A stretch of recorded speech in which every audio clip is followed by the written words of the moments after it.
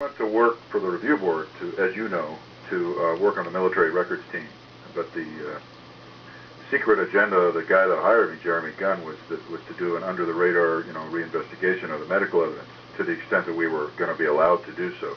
And he knew I had an interest in that area and was, familiar with the evidence in that area. So that's the unofficial reason he hired me, which was perhaps, the real one.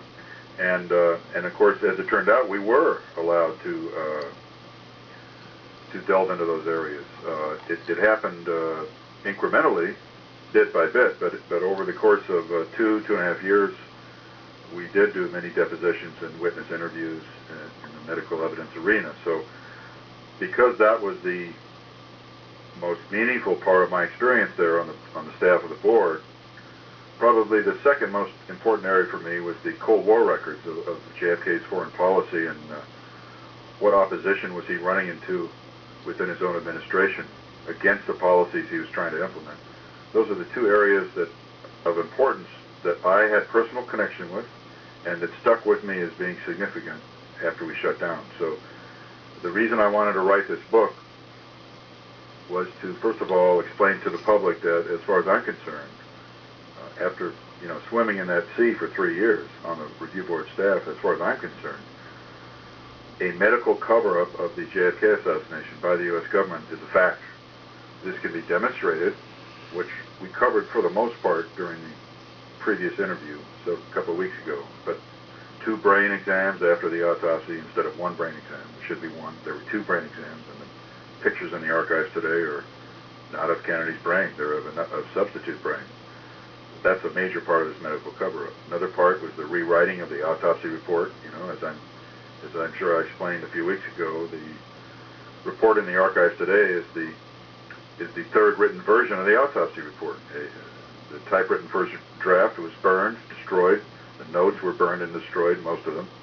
The first signed version has disappeared, and so that's other evidence of the cover-up. And of course, the 3rd one is the fact that many autopsy photographs that were known to be taken are missing, and that some of the autopsy photographs in the collection, or many of them I should say, not only don't represent the wound seen in Dallas, but they don't represent the wound seen at the autopsy either by many of the witnesses. And of course the alteration of the 3 skull x-rays of originals that were altered. So those are the mountains that come out of the mist. Those are the highlights of the medical cover-up. And of course, I should say perhaps the biggest mountain peak is the fact that the president's cranial wounds were surgically altered before the autopsy began. That is something that not only am I extremely confident that it's a fact, but so is David Lefton, who blazed the trail in this area in 1981 with best evidence. But so also Dr. David Mantic, who's an MD and a PhD in physics, he's also convinced that that's a fact. And I believe he'll be publishing a book review soon of my volume 4, and he's going to address that subject in his review. At least I'm told that he is. So I know he's persuaded also. So those are the highlights that I wanted to write about. I thought it's important that the American people understand that there was a medical cover-up in this case. They need to be able to understand it in detail if they wish, and to have these books that they can have on the shelf to reference when need be. Whenever somebody throws Gerald Posner or Vince Bugliosi in their face and says, but these guys said the Warren Commission was right, they can say, but the Warren Commission wasn't right.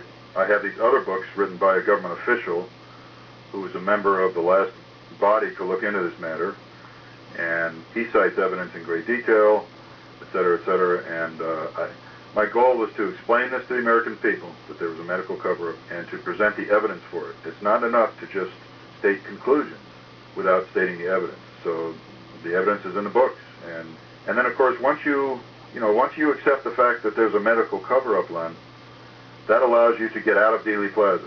I know every student of the assassination who begins to study the event, it's inevitable that you begin in Dealey Plaza, and there's nothing wrong with that. That's Assassination 101.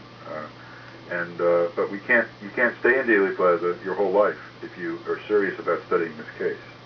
If you stay in Dealey Plaza and you don't leave the plaza, and by that I mean if you stay focused on how many shooters there were, where they were hiding, how many shots they fired, cetera, and you don't move away from that and start discussing, well, was there a cover-up, and if there was, who was responsible for the cover-up? And if the president's murder was covered up, then why was he killed? And who was involved, and why? If you don't move into those areas, then you're staying in high school, and you're not graduating, and you're not going to college or graduate school. So once you accept that there's a medical cover-up, you're liberated to move out of Dealey Plaza and move into the who and the why. So one of the things I know that I would like to discuss later tonight is volume 5 of the book, which is the who and the why, which we'll get into later.